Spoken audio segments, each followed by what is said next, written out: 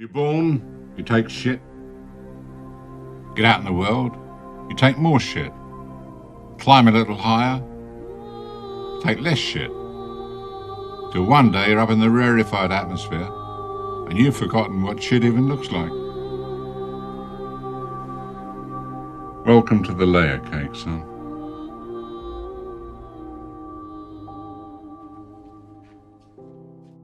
Who are you? When you were born, you were given a name, a date of birth and an age. You were told what was wrong and what was right in the world, according to your parents. You were told about the people, you were told about the world and the universe, what to believe, what not to believe. From birth until now, you've been creating a personality, traits that define you, learned behaviour, morals, habits and behaviours, which shows others who you are. We also call this the ego. This personality or ego is not you. You believe it is, and that's the problem. This changes day to day, week to week, year to year. Are you the same person you were 10 years ago?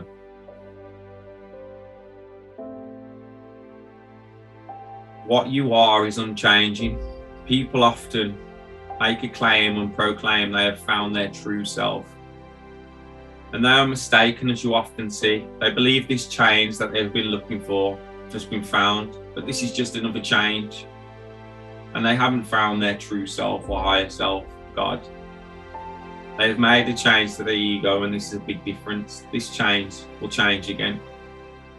All of this behaviour is learned, and you are none of what you have been taught. Some people may say, without my personality, there is nothing. And they are right to a degree. There is no thing behind the personality, just silent, pure consciousness. You are no thing but everything. You are like a game that's been tricked into thinking that you're a character in a game, and essentially you are everything but nothing at all. You're what the game is made of. You are all there is. You are the force behind it all.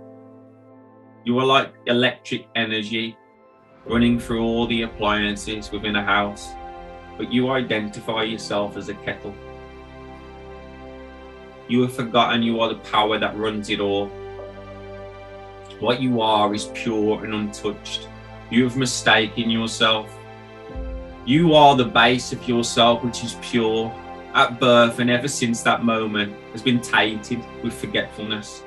By age 5, you were fully programmed, ready for life, already forgotten yourself.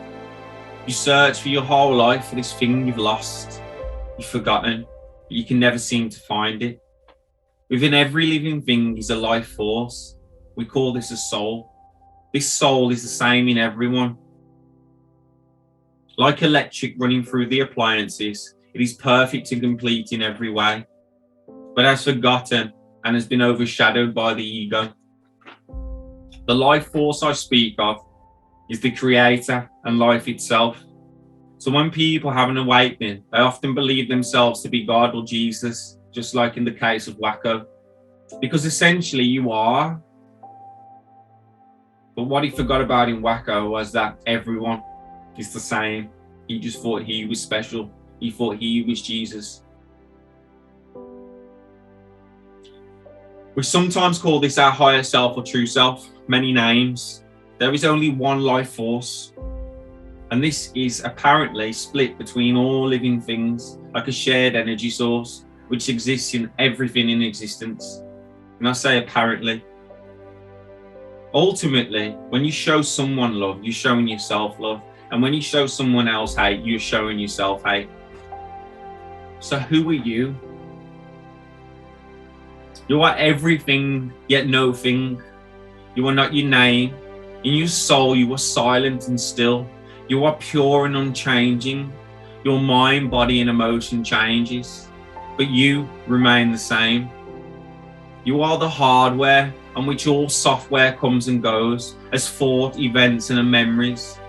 Like in a game, on the character creation screen, there is a default character, Everyone changes this character physically in terms of skill to match their aims and desires in the game. One may become a woman, one may become a man, another a monster, another a mage, another a miner, and so on. The point being, we all start off the same and change accordingly to our character. No matter how we change, we must remember what we once were. In this case, the default character represents pure consciousness. This is why Jesus could take the pain of torture he endured in the stories, for he knew who he was. He had this power, for it is this power, as once understood, you become untouchable. As you realize, no matter what pleasure or harm comes your way, you are far from it, above it. With this power, withstand 1,000 naked women in your presence, begging for you to mate with them. As you have the power over mind, equally being burnt alive or put through physical pain, as you have the power over body. They could ravage his body, but he was not. And when you find this within yourself, your problems and your worries disappear. But who is worrying? You are not who you thought you once were. The soul is silent.